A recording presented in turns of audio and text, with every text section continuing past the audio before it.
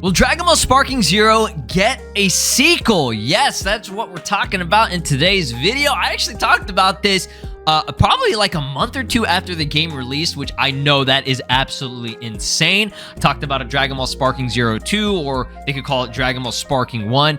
And yeah, I do agree that there was no reason for me to really talk about that. I just wanted to get ideas out there because guess what? I think I was cooking, all right? I was definitely onto something because the Dragon Ball Sparking Zero or Sparking Series sequel talk has been more prevalent, you know, more recently now than it ever was before. And yeah, you know, to be expected. It's been several months since the game released. It's going to be 1 year released, you know, by what, October? So that's only in 5 months, okay? That's not as long as y'all think. And I think it's a good time that we do discuss the potential sequel. I want to focus on mainly just the idea of a sequel before we get into like what it could really do.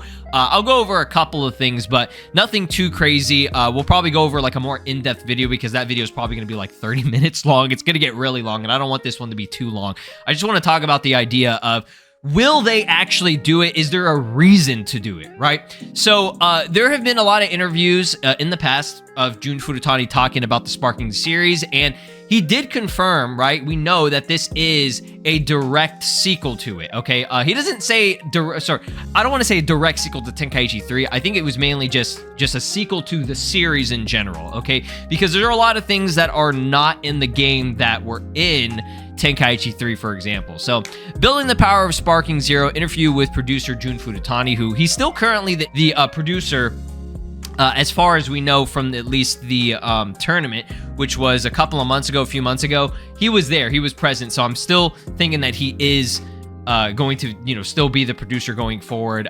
Sometimes, occasionally, with like Xenoverse 2, for example, and Dragon Ball Legends, they'll get a different producer. They'll, you know, move them to a different branch for something and like have them oversee a different game or like, you know, be in the background. And they won't be the face of, you know, the producer for the game like, you know, he is right now, okay? So what was the incentive for reviving the Budokai Tenkaichi series after so many years? Mainly it was because of the fan base, and 17 years ago we launched the third installment of Budokai Tenkaichi to conclude the series. Since then, there have been several other Dragon Ball games filling the time and gap for Budokai Tenkaichi players. We're going to get back to that, okay? Because that is, you know, a reason why we might not see Sparking sequel or Sparking Zero 2 or whatever next, right? It might not be the next Dragon Ball game. But given all developments in the gaming technology, there was inspiration and incentive to create a more immersive and modern Dragon Ball experience and explore moments that were not in Tenkaichi 3. Therefore, we decided to create the sequel to the Budokai Tenkaichi series, right? So yeah, as a successor, it is important that players who played the previous games have an experience that is new, but also fits seamlessly into their old memories, right? So, you know, he does confirm right here, this is the next installment in the Sparking series. So, it wouldn't, you know, they never called it, you know, Budokai Tenkaichi 4. They just, you know, kind of went off of what it was in the in Japan, right? And the reason they're probably calling it Zero is because it's like ground zero. It's like the laying down the foundation for potential, you know, future games, right? Because I would say this is more of like a reboot, okay? Because like I said, there are things that were in Tenkaichi 3, and there are things about this game that are very different. You know, it does play similarly, not exactly the same, right? There are characters that were in Tenkaichi 3 that are not in this game yet, if they are, you know, going to continue the DLC route or not. And it's just, you know, you know, their modes and things like there's the big criticisms is that this game isn't exactly like Tenkaichi 3, which I feel like that's kind of not fair just because I understand why people say that, right? But like people want a new game. They want fresh stuff, but they also want it to be exactly the same as the old games. And I'm not saying that that's not possible, but with how gaming is nowadays and with, like he said, developments and technology, you can't expect them to have it exactly like, you know, exact, right? It can't be just like completely the same shit, right? And I think there was, you know, rumors, or I don't know if this is confirmed or not, but like they lost, like, I don't know if it was like Spike, they didn't have the same, I don't know if it's like the files or the foundation of Tenkaichi 3, so they weren't able to replicate it exactly. But even Raging Blast and stuff, like I would say that those are basically part of the Tenkaichi series. They're not sequels necessarily, but this feels more kind of like that. Like they just keep kind of trying to reboot it with new mechanics and new things, you know, that make it a little bit different and hopefully improve it, right? Depending on the person that you ask or the person that you play. But yeah, I think that this was a good sequel to the series in a sense, but I think it's time that we see, you know, something expanded upon that. Okay, not exactly right now. Okay, keep in mind throughout this entire video, I'm not expecting a Sparking sequel anytime soon. Not even within the next year or two. Okay, it could be like, you know, several years until we get a new game. You know, maybe even another 10 to 15 years. Right? I don't think it'll be that long, just because, you know, Budokai Tenkaichi 1 was not very good. I think we can all agree, like, it was fun and it was exciting because it was something different, but we can all agree that it was the leap to Tenkaichi 2 and Tenkaichi 3, big improvements, way better games. If you're going to play a Tenkaichi game, you do not play Tenkaichi 1, right? You're usually playing either BT2 or BT3, right? I think we can all agree on that. So this is in a sense, the first of many, because he even stated this, I guess, in an interview. He said, Dragon Ball Sparking Zero, this is Jun Furutani, okay, is focusing on creating a strong foundation for future installments in the series by ensuring the new game offers a balance of familiarity and innovation. He aims to deliver an experience that feels both nostalgic for fans of previous games and exciting with new mechanics and immersive elements, building a strong foundation for future sequels. By creating a solid foundation with Sparking Zero, Furutani hopes to establish a consistent experience that can be built upon in future installments, right? Now, that can always be through updates and DLC, which they've already shown so far, but right now, the actual, like, main core gameplay is being focused, and they've done a good job so far. I would say that they're in a good spot. I've said this in previous videos, that the way that the game is playing right now, and from what I recently played, I finally played online. I know, that's crazy. I finally played online for, like, the very first time yesterday. I'm not even joking. No bullshit, right? And y'all saw me play through it, and I was pleasantly surprised by how well it was, right? You know, there was a lot of talk when the game first launched that the online was fucked up, it was bad, matchmaking was bad. All of that seems to be, you know, I don't want to say fixed 100%, but it's definitely improved, right? From what people said, my experience was pretty damn good. I, you know, got matches pretty fast with the exception of like one communication error. You know, it happens. That's not a big deal, right?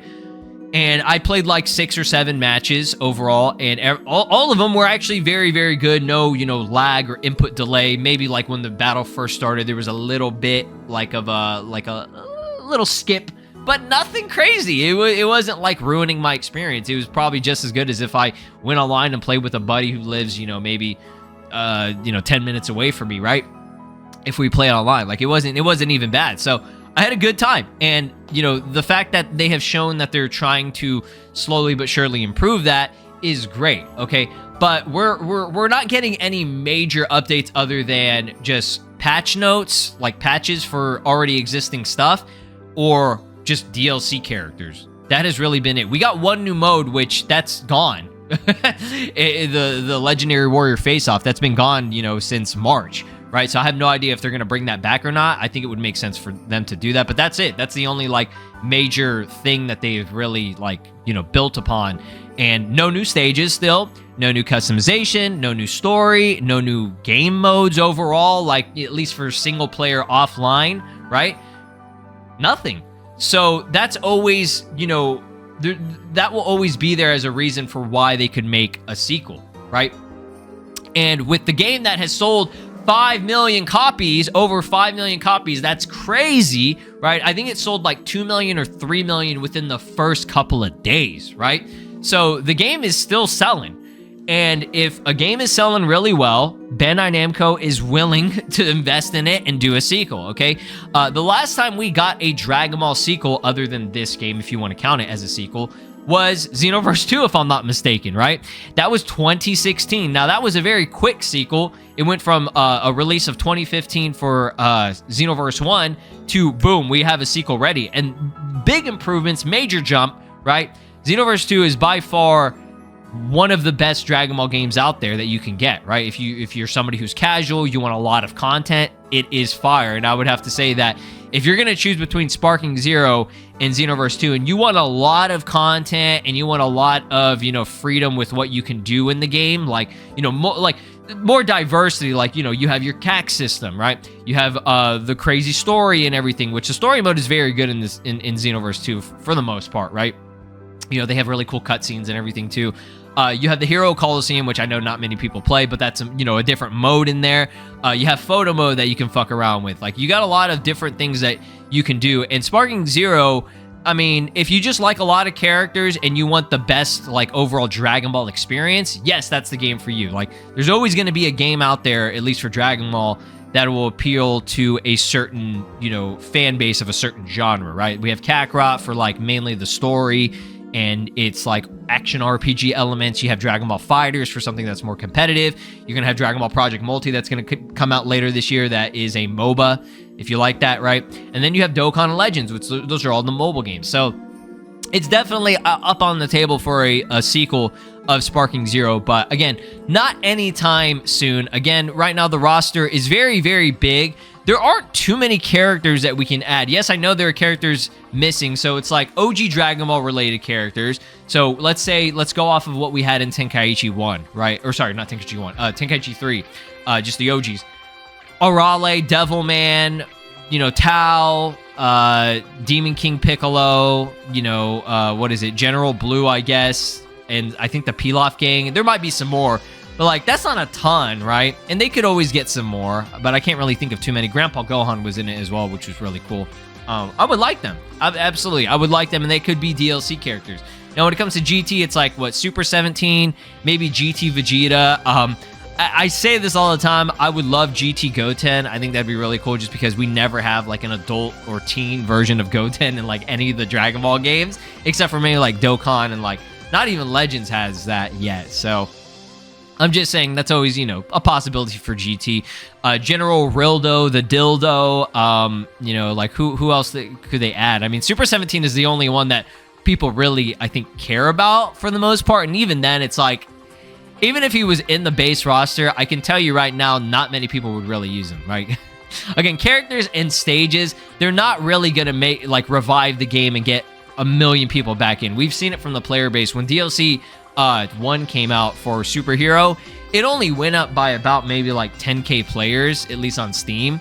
And obviously that's not a good reflection of, that doesn't reflect the entire player base, but it gives you a general trend. Like, it didn't get back up to, 200k players or whatever it was before, right? When it first launched.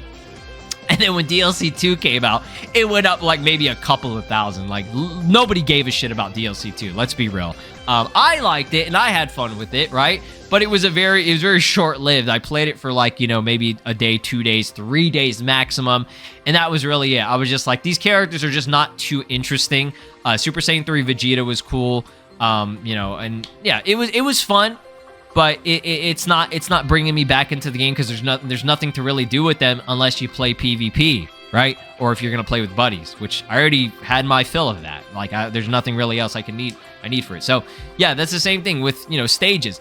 People will bring up stages all the time. This is, I think, the number one thing that people are asking for. And yes, a new stage would be great, right? It's a new change of scenery, but it's not changing up the game and so exciting to where people are like, I have to get on this game today to play this new fucking stage. Like, it's the groundbreaking. Like, we have 12 stages. I know it's not many, but like, unless they dropped like a stage pack, which I doubt that's going to happen anytime soon, but if they're not adding another like 12 stages, it's not really going to be super groundbreaking, okay? And guess what? People are still probably going to go to the fucking hyperbolic time chamber. I was talking about that in the comment section, and I noticed that when I was playing online yesterday. I was like, everybody just chooses the hyperbolic time chamber. I was like, I want to go to the land of the Kais, right? Like, I've just kept trying to go there, and people just kept going to the time chamber. So I had like 15 matches in the time chamber. Over exaggeration, but you know what I'm saying? Like, it's kind of ridiculous. So yeah, that's like what I'm trying to get at is like, unless they're adding new game modes or new things, like new mechanics and stuff that like feel like the game is like super brand new or fresh, it's not gonna really garner that same amount of players, you know, that the game initially had. And I'm not asking for that. I don't think that's necessary. We don't need to have another, you know, 200K players playing again. And again, we don't even need to be like, oh yeah, like I need this game to be alive, right? Everybody says it's dead. Like I said, I played yesterday. I had no problems getting matches, right? It wasn't like a super long wait. People were still playing. And this is me playing on a fucking weekday, on a Monday at like 5 a.m., dude. Like, I know that there's, you know, people around the other world that have different time zones, but that just goes to show that no matter what time you play, what day you play, right now at this current point in time, Sparking Zero, you know, it's active. There's activity, right? So we don't need to have like 1 million fucking players playing the game. Yes, that's good that, you know, you would have that because it gives for more opportunities and faster, you know, matchmaking and stuff. But I think this game needs something like crossplay, right? Or I don't even know if a game like this could get rollback. I don't think that's like super necessary. Like I said, my experience was pretty good. I didn't really have a problem with it. And if you have a bad experience, I think it could potentially be maybe like the connection, like your online maybe is not as good. I don't know. You know, like what I mean by that is like maybe your internet isn't on par. Like I have pretty good internet. I have fiber internet, so it should be good, right? But again, I only played like, you know, maximum it was like 6 or 7 matches at the time that I had available to play yesterday. And all of it was consistently good. I cannot say that every single day has been good, you know, for people. And I know people are, you know, different people, different experiences. So I totally get that, right? I totally get that. And always give your feedback to Bandai. I always link it down. It's always there in my description. You have a Bandai Namco contact page where you can, you know, give them feedback for the game. If there are more stages or more, you know, things that you want in this game, right? Or more new game modes, let them know. Let them know. They're not the ones that are making the game, but at least they have some little bit of leeway and power to at least forward that information as feedback. But I cannot say that that feedback is getting received all the time. Okay, there's no guarantee that it does. But that's the idea of it, okay? A Dragon Ball Sparking Zero 2, I definitely think it is possible that we will see that in maybe like, you know, 5 years from now. That's pretty realistic. There will be games in between that will fill, you know, be like filler in a sense, okay? You're gonna get these spin-off games, right? As Jun Furutani did say, okay? There have been games in between the release over the 15 years, right? That it was from Tenkaichi 3 to Sparking Zero, right? We had Xenoverse 2, we had, Burst Limit, we had Raging Blast, which was, again, you could say it was part of this, you know, Tenkaichi as a foundation of it. And the way it played was kind of like it, not exactly. You know, you had we have Kakarot, we have Fighters, like we had a lot of games in between, like holy shit. But yeah, until we see maybe like an anime return, I don't really see them needing to do like a big like major sequel. But it's not out of the question. They could just, you know, like that's the thing, they have everything here, the foundation, like that's what he said, right? They have all this here.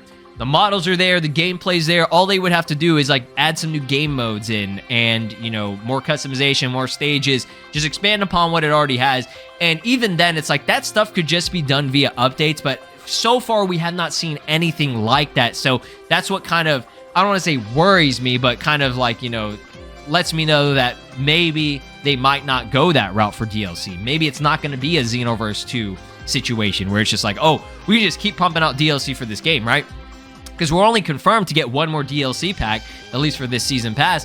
And until, you know, they announce, if they want to, another season pass for like all of 2026 or whatever, which maybe will be GT and OG Dragon Ball, maybe some movie stuff. Like, yeah. Again, there are characters there, but it's not like another 100, you know, characters that needs to be added. I don't think that's really that necessary. Like, we just need to get the main heavy hitters from like OG Dragon Ball, maybe some movie characters like, I don't know, Android like 14 and 15 would be cool, or like Salsa or whatever. Like Raging Blast 2 had a lot of playable characters from the movies that are not in this game, you know, for example, okay? But yeah, that's the idea of it. Y'all let me know down in the comments. Would you like to see a Sparking Zero sequel, or do you think that they should just keep updating Sparking Zero, okay, to the point where it'll, you know, it'll just be basically Sparking Zero 2. I personally think they should just do that, okay? Because, again, who wants to spend another $70 to $100 But if it's something like in the distant future, like 5 years from now, right? Yeah, that's fine. I think everybody would be, ready for a sequel by that time. But again, it's not happening anytime soon. In between games, we're going to have filler games, spin-off games like Dragon Ball Project Multi, and we might even get like Xenoverse 3 as the next big game, okay? And then sparking whatever will happen several years down the line. But yeah, drop a like, subscribe here on the channel, ring my notification bell, and I'll see you guys in the next one. Peace out. This is Broly, and you are watching SLOplays. Make sure to subscribe, or else I'll destroy your entire planet.